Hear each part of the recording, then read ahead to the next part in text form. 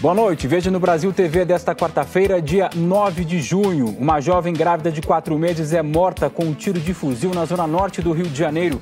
Violência também na zona rural de Ceilândia, no Distrito Federal. 3 pessoas de uma família são assassinadas e a mulher está desaparecida. Quase 4,5 milhões de brasileiros estão com a segunda dose da vacina contra a Covid atrasada. E ainda, a Defesa Civil de Santa Catarina alerta para o risco de novas chuvas depois do temporal que provocou estragos no estado. É agora no Brasil TV.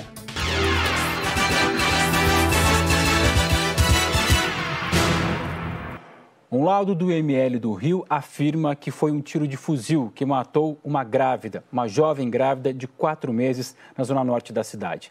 Kathleen Romeu tinha se mudado do bairro de Lins com a família justamente para fugir da violência dos confrontos. Ontem, ela foi ver a avó, mas no meio do caminho teve esse tiroteio. A PM disse que foi atacada por bandidos e o tiro de fuzil matou a Kathleen e o bebê que ela estava esperando. Ela tinha 24 anos e conseguiu vencer algumas barreiras que jovens de comunidades pobres costumam enfrentar. Kathleen Romeu se formou em design de interiores e trabalhava como vendedora numa loja de roupas em Ipanema, na zona sul da cidade. Gostava de cozinhar e de dar dicas de beleza na internet. Então, gente, eu vou mostrar pra vocês como que eu faço aquele penteado dos coquinhos que vocês tanto me pedem, tá bom? Kathleen estava grávida de 4 meses. No último post feito nas redes sociais, ela escreveu: "Bom dia, neném." A gente estava achando que a nossa vida estava maravilhosa, sabe? Estava no ápice. Hoje, a Jaqueline é mais uma mãe negra que chora a morte de uma filha em confrontos nas favelas do Rio. Mas ela quis muito que essa história fosse diferente. Há pouco mais de um mês, se mudou com a filha para uma parte que considerava ser mais tranquila no bairro. Tinha medo da violência e dos tiroteios frequentes. Eu não sabia que ela tinha ido ver a minha mãe, que ela estava com saudade da minha mãe. E ela foi visitar a avó. Kathleen e a avó estavam na rua ontem à tarde, quando o tiroteio começou. Quando eu vi ela já caindo, eu pensei que ela tinha se jogado para proteger, eu me joguei em cima dela. Quando eu me joguei em cima dela, que ela caiu de brusca, eu vi o buraco nela. Kathleen levou um tiro no braço que atravessou o tórax. A polícia militar disse que não fazia nenhuma operação no local e que os PMs foram atacados a tiros por traficantes. Não foi uma operação. Mais uma vez, estamos lidando com um ataque gratuito de criminosos que atuam nessa comunidade. Ela estava no mesmo sentido que os disparos que estavam vindo contra os policiais.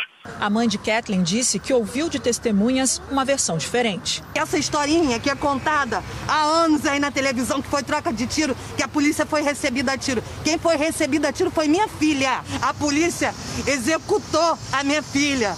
Não foi bala perdida, foi bala direcionada ao corpo da minha filha. Uma jovem de 24 anos, linda, cheia de saúde.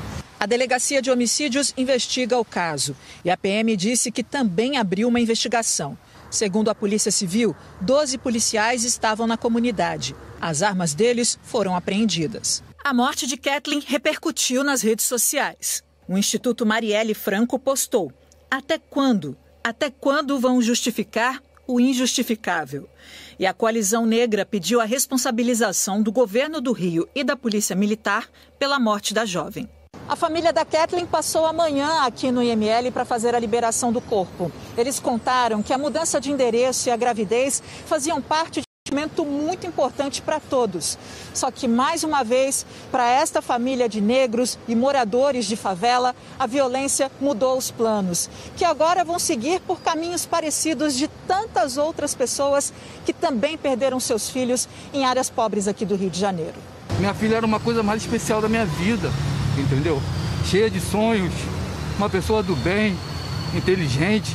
Essa ação da polícia, ela só não destroçou só a vida de 2 pessoas, que do meu neto e da minha filha. Ela destroçou a vida de toda a família. Toda a família está despedaçada. É inconcebível, é inacreditável, é inadmissível. É uma brutalidade, é cruel. Eu tô dilacerada.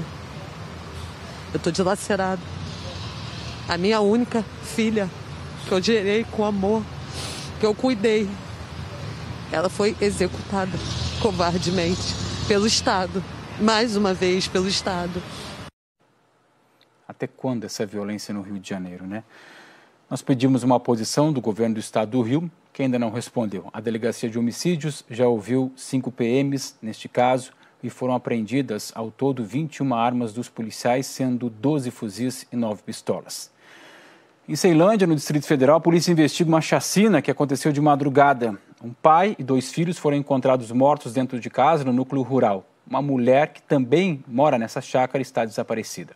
O crime aconteceu durante a madrugada, por volta das 2h40 da manhã. A equipe do Corpo de Bombeiros foi acionada para uma chácara no INCRA 9, em Ceilândia, perto da BR-070, com informações de que se tratava de uma agressão física. Quando os bombeiros chegaram aqui, eles encontraram 3 pessoas mortas naquela casa. Eram todos da mesma família. O pai, de 48 anos, e os 2 filhos, de 21 e 15 anos. Segundo a polícia, eles estavam com marcas de tiros e de facadas pelo corpo. Na casa também morava a mãe, Cleonice Marques, de 43 anos. Segundo a cunhada, antes de morrer, o pai avisou que os bandidos tinham levado a mulher. Ele ainda estava vivo. E ele, quando ele viu que ele estava caído, e ele gritou, Cláudio, Cláudio, Cláudio, o que aconteceu? E ele ainda respondeu, Marlos, sai daqui. Ele levou a Cleonice. Aí foi as últimas palavras dele. A polícia militar fez buscas no local para tentar encontrar Cleonice. A família também contou que os bandidos não levaram dinheiro nem os celulares das vítimas. A única coisa que eu vi ali eles falando, assim, por alto, que eu também não perguntei, que eles acharam os 4 celulares deles e a carteira do Cláudio. Tá com dinheiro, né? E que parece que as coisas não foi levada, dinheiro, essas coisas, né? Segundo parentes, a família morava na chácara há mais de 40 anos. O homem, Cláudio Vidal, de 48 anos, era o dono desse viveiro de plantas que fica na parte da frente da chácara. A esposa e os filhos, Gustavo Vidal, de 21 anos, e Carlos Eduardo, de 15, ajudavam a cuidar da empresa. Esse homem trabalhava com a família. Tranquilo demais, os meninos super gente boa. Pronto para servir a qualquer hora. Eles eram prontos para servir você aí qualquer hora. Agora, a Delegacia de Ceilândia e a Divisão de Repressão a Sequestros da Polícia Civil está investigando o caso. Até o momento, ninguém foi identificado ou preso. Os policiais seguem em busca da mulher desaparecida.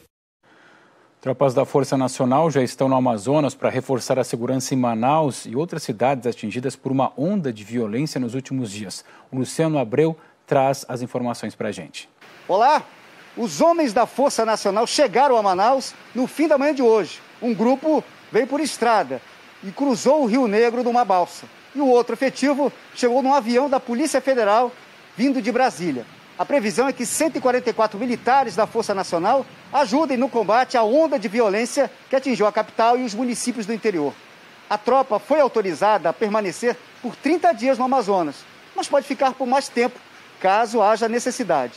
Durante uma entrevista coletiva, o secretário de Segurança Pública, Luiz Mar Bonatti, confirmou que ainda hoje uma reunião com o comandante da Força Nacional vai definir a estratégia de ação dos policiais. São 2 dias sem ataques aqui em Manaus e até o momento 41 suspeitos de envolvimento nessa onda de violência foram presos. Luciano Abreu de Manaus para o Brasil TV. Vamos falar agora da Covid-19. Mais de 11 mil pessoas estão internadas com a doença em UTIs de São Paulo. Esse número só fica abaixo do que foi registrado no pior momento da pandemia em abril deste ano. Na capital, 5 hospitais municipais estão com 100% de ocupação dos leitos de UTI. E os médicos fazem um alerta. A situação é ainda mais preocupante porque essa é a época em que outras doenças respiratórias voltam e com muita força. O sobrinho da dona Marta está internado na UTI do Hospital Cidade Tiradentes, na zona leste da capital. A família só consegue notícias a cada 2 dias. Ele está com 80% do pulmão prejudicado, comprometido, como eles falaram, continua na UTI e só vai dar notícia de novo agora, de 48 horas, que seria hoje. O rapaz tem 35 anos e representa a mudança de perfil dos internados por Covid na cidade. Esses leitos estão sendo ocupados por pacientes com uma faixa etária cada vez mais jovem, que faz com que essa ocupação permaneça por mais longo tempo. Então, a liberação dos leitos também de UTI é mais lenta. Quase 700 pessoas são internadas por dia na capital por causa da doença. e quase 3.700 pacientes estão internados em UTIs, 83% de ocupação. Mas em muitos casos o número é bem maior, como na UPA Tito Lopes, na Zona Leste, que tem 148% de ocupação entre pacientes com Covid e com outras doenças. No Hospital José Estorópoli, na Zona Norte, a ocupação dos leitos de UTI para Covid é de 100% e outros setores já começam a ser pressionados. A dona Maria veio trocar o gesso do braço e percebeu a lotação. Tinha muita gente na recepção? Tem bastante gente. E além da recepção, a senhora viu bastante gente ou estava normal? Não estava normal, tem bastante gente. Os dias mais frios e a aproximação do inverno são fatores que preocupam ainda mais os médicos e quem está acompanhando a evolução da epidemia. Essa é a época em que costumam aumentar os casos de problemas respiratórios, justamente num momento em que os hospitais com leitos reservados para tratar outras doenças estão no limite. O período de entrada do inverno é o período de pior momento da influenza, que está com uma péssima cobertura vacinal nesse ano, é a pior de quadros de doenças respiratórias crônicas associadas a tabagismo, de asma e de doenças cardiovasculares, entre outras. Então, se a gente já está com o sistema pressionado, com os casos de Covid aumentando e com a expectativa de que as outras doenças vão aumentar o número de internações, existe sim um risco de colapso, um risco de estresse muito grande no sistema de saúde e piora da qualidade de atendimento por excesso de demanda. No Paraná, a taxa de ocupação das UTIs está em 95%. Na capital Curitiba, a situação é ainda pior, a ocupação está em mais de 100%. Quer dizer, os hospitais estão colocando leitos extras. Mesmo assim, a Prefeitura de Curitiba começou hoje uma nova fase, menos restritiva e com a reabertura do comércio. Mais gente hoje nas ruas do centro de Curitiba. A cidade passou para a bandeira laranja, que indica risco médio de contágio pela Covid-19, e as lojas de rua voltaram a abrir as portas. Neste domingo, por causa do Dia dos Namorados, o município autorizou atendimento nos restaurantes e lanchonetes, mas com agendamento e seguindo os protocolos de segurança. Curitiba passou 11 dias com lojas e restaurantes fechados para atendimento presencial. Para determinar o nível de alerta para a Covid-19, a Prefeitura leva em conta 9 indicadores. Cada um deles tem um peso e a média ponderada é que determina quando a cidade muda de bandeira. A Prefeitura aliviou as restrições depois de uma leve baixa de alguns indicadores. Por exemplo, a taxa de internação por Covid-19 em leitos clínicos, que em 25 de maio atingiu 101% de ocupação e nesta semana chegou a 87%. Apesar da melhora nos indicadores, a taxa de ocupação dos leitos de UTI ainda continua alta. Hoje está em 102%, o que indica que leitos de terapia intensiva destinados a pacientes com outras doenças estão sendo usados no atendimento de infectados pela Covid-19. 188 pessoas ainda esperam por um leito de UTI na região de Curitiba. Então, nós entendemos que avançando na vacinação e com esses protocolos e com o apoio desse setor que tanto clama e reclama também dos fechamentos, nós esperamos baixar a nossa bandeira. Ir para amarelo, a nossa meta é ir para amarelo dentro em breve, aí, talvez 15, 20 dias a gente passar para uma bandeira mais confortável. De acordo com o Ministério da Saúde, mais de 4 milhões de brasileiros não voltaram dentro do tempo estabelecido para tomar a segunda dose da vacina contra a Covid. Os especialistas reforçam que essa segunda dose é fundamental, não só para a pessoa, que só está totalmente protegida, imunizada, cerca de 15 dias depois de tomar o reforço, mas também para a população e, dessa forma, impedir a circulação do coronavírus. Dona Maria Bailone, 90 anos, vacinada com as 2 doses contra a Covid-19. Achei bom, fiquei alegre, achei ótimo, Felicidade dividida por cada pessoa vacinada pelo Brasil. Milhões de brasileiros ainda aguardam a hora de vacinar. E quem já tomou a primeira dose tem que ficar atento para não perder a data para receber o reforço. Segundo o Ministério da Saúde, 4 milhões e 400 mil pessoas ainda não voltaram para tomar a segunda dose. Mesmo fora desse prazo, é importante que ela pode e deve se imunizar. Ela deve tomar a segunda dose. De qualquer forma, essa é a recomendação. Então, nós temos que fazer, independente do tempo, não chegou vacina, não tem. Quando chegar, tomem. Quando chegar, completem o esquema de imunização que é proposto. A Secretaria de Saúde de Goiânia identificou 4.000 pessoas que tomaram a primeira dose, mas não voltaram para tomar a segunda. Essas vacinas ficaram reservadas para garantir a imunização completa, só que elas têm prazo de validade. Por isso, o município decidiu estabelecer uma data limite. As pessoas têm até sexta-feira para tomar a segunda dose. Caso não busquem, Goiânia não vai deixar perder vacina. Nós vamos recompor o esquema vacinal de início, considerando 50% das doses que sobrarem para a primeira e 50% para a segunda no grupo atual no momento. Os irmãos Isabel e João souberam do prazo e correram para não perder a segunda dose da Coronavac. A gente conseguiu, graças a Deus. Segundo os especialistas, a primeira dose ensina o nosso sistema de defesa a reagir contra o coronavírus. E a segunda estimula o corpo a produzir um número maior de anticorpos. Por isso, é fundamental seguir à risca o esquema de vacinação. E é muito importante que a população entenda que após a primeira dose, nós não estamos imunizados ainda. A gente apenas avisou ao nosso organismo, olha, conheça o vírus. Vou te dar uma aulinha aqui de como se defender. Mas a provinha, a aula de reforço, é a segunda dose. A imunização não significa abandonar os cuidados, nem ter aglomeração. Tem que pensar a segurança que a vacina vai te garantir. A segurança da gente poder voltar a um novo normal. Isso é voltar até a vida que todo mundo quer, com mais liberdade. E para isso a gente precisa que sejam as 2 doses da vacina. A gente fala agora de uma outra vacina, a influenza, que é contra a gripe. Até agora, quase 90 mil pessoas já foram vacinadas em Aracaju, o que equivale a mais de 42% do público-alvo. Além dos grupos prioritários, pessoas com 56 anos ou mais já podem receber a vacina.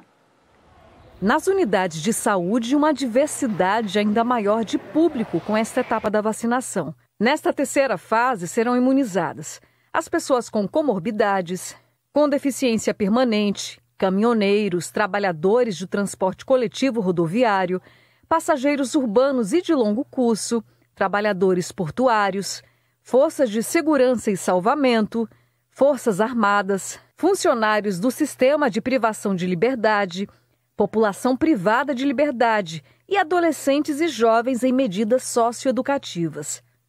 É preciso apresentar documento de identidade, comprovante de residência e cartão de vacina. Quem está no grupo com comorbidades ou de pessoas com deficiência também apresenta relatório médico. As categorias profissionais apresentam, além dos documentos pessoais, um comprovante de vínculo com a empresa ou que identifique a pessoa na função. Até agora, quase 90 mil pessoas já foram vacinadas na capital, o que equivale a mais de 42% do público-alvo. Enquanto que no país a média é de 30% da população vacinada até agora contra a gripe. Aquelas pessoas que fazem parte dos grupos já anunciados da vacina contra o vírus da influenza continuam tendo acesso à campanha da vacinação. Mas vale ressaltar também o seguinte: se a pessoa recebeu a vacina contra a Covid, precisa esperar um intervalo para tomar a vacina contra a gripe. Como a campanha do Covid é uma vacina nova, a gente tem a orientação de um aguardo de 14 dias entre uma vacina e outra. Então, isso demanda uma lentidão na campanha da influenza, até mesmo porque a prioridade nesse momento é a vacinação contra o Covid. A seguir, você vai conhecer os estudantes da Universidade de Brasília que foram aceitos no maior congresso aeroespacial do mundo.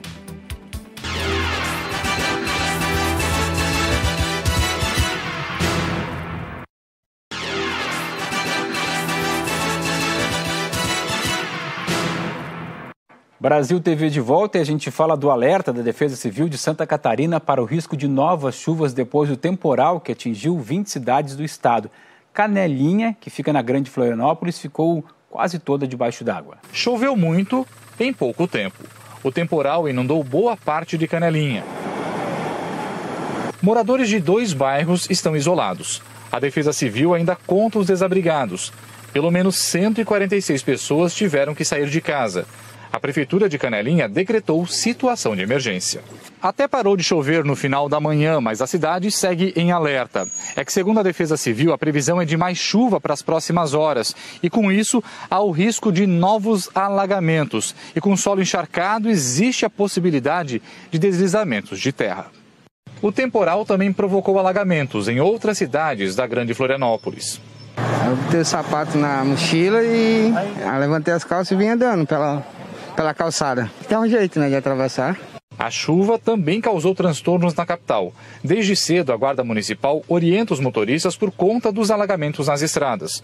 Uma das rodovias que dá acesso ao sul da ilha chegou a ser interditada. Os moradores do bairro Morro das Pedras temem que a chuva forte agrave os estragos causados pela ressaca do mar, que já afetou 25 casas que ficam perto da praia. Bastante medo, estou bem apreensivo, porque a casa chega a tremer à noite com as ondas. Bate, nós chegamos a tremer e o mar está cada vez avançando mais. Em Brusque, no Vale do Itajaí, câmeras de monitoramento registraram um momento que essa ponte veio abaixo. Essas imagens do batalhão aéreo do Corpo de Bombeiros mostram a dimensão da cheia em Camboriú, a 85 quilômetros de Florianópolis. A água tomou conta do centro da cidade e também de áreas rurais. A Defesa Civil trabalha no resgate das pessoas isoladas pela água. 2 mulheres, em trabalho de parto, foram socorridas pelos vizinhos e levadas para o hospital. Olha agora esse orgulho para Brasília. Alunos da UNB foram aceitos para apresentar projetos no maior congresso aeroespacial do mundo. Esse evento vai reunir grandes universidades, empresas, inclusive a NASA. Claro, mas para viajar, estes estudantes estão precisando arrecadar um dinheirinho. É a ciência do Distrito Federal chegando longe, longe mesmo, lá no espaço. Esse vídeo é o primeiro teste de um dos projetos da UNB aprovados para participar do maior congresso aeroespacial do mundo, que vai ser realizado em Dubai. Para se ter uma ideia da importância do evento, empresas, universidades e pesquisas da NASA apresentam trabalhos no congresso. Depois de 1 ano e meio de estudos, o resultado dessa base vertical para teste de motor de foguete foi um sucesso. O motor ele é gerar energia o suficiente para poder fazer esse voo desse foguete na trajetória que a gente calcular, na velocidade que a gente calcular, para colocar na altitude que a gente precisa. Ter o projeto selecionado foi motivo de orgulho. É ver todos os nossos cálculos, todo o nosso projeto ali funcionando de verdade, então realmente é muito bom. Os estudantes que desenvolveram a bancada participam de competições científicas de lançamentos de foguetes, organizadas pelo INPE, o Instituto Nacional de Pesquisas Espaciais. Isso significa que o nosso trabalho ele é muito competitivo com o que está sendo produzido em outras instituições, né? Mostra o nosso potencial ainda estando na graduação. O outro projeto selecionado parece simples. Os estudantes criaram estruturas para a produção de satélites. A ideia é que esse material plástico seja leve e resistente para permanecer anos e anos em órbita. E olha só, dá para fazer força, bater, não dobra, não quebra de jeito nenhum. E olha que isso aqui é só o núcleo da peça. Esse vídeo foi gravado quando uma das placas estava sendo produzida por uma impressora 3D. O projeto para estruturas de satélites pode ter diferentes acabamentos: alumínio, fibra de carbono e fibra de vidro. E aí nós podemos também facilitar a laminação para ter uma aderência melhor com os materiais que nós usamos. Este professor do curso de Engenharia Aeroespacial afirma que a seleção é uma conquista importante para os alunos e para a ciência brasileira. Então as empresas no Brasil, até mesmo empresas fora, né, eles podem ser contratados, né, alguns podem seguir também na carreira acadêmica, né, e também trabalhar no desenvolvimento de pesquisa. Então existe toda uma possibilidade aí de retorno, né? Mas para essa alegria toda ficar completa, falta apenas conseguir uma verba de cerca de R$40 mil para que os principais autores possam viajar e participar do congresso, que será presencial. Nós lançamos uma vaquinha online para conseguir arrecadar esse dinheiro e apresentar os trabalhos. Vai ser uma oportunidade ímpar para a nossa carreira acadêmica e profissional. Vai dar certo. O Brasil TV fica por aqui, te lembrando que hoje o Jornal Nacional começa um pouco mais cedo, às 7:55 da noite, sempre pelo horário de Brasília. Boa noite para você e até amanhã.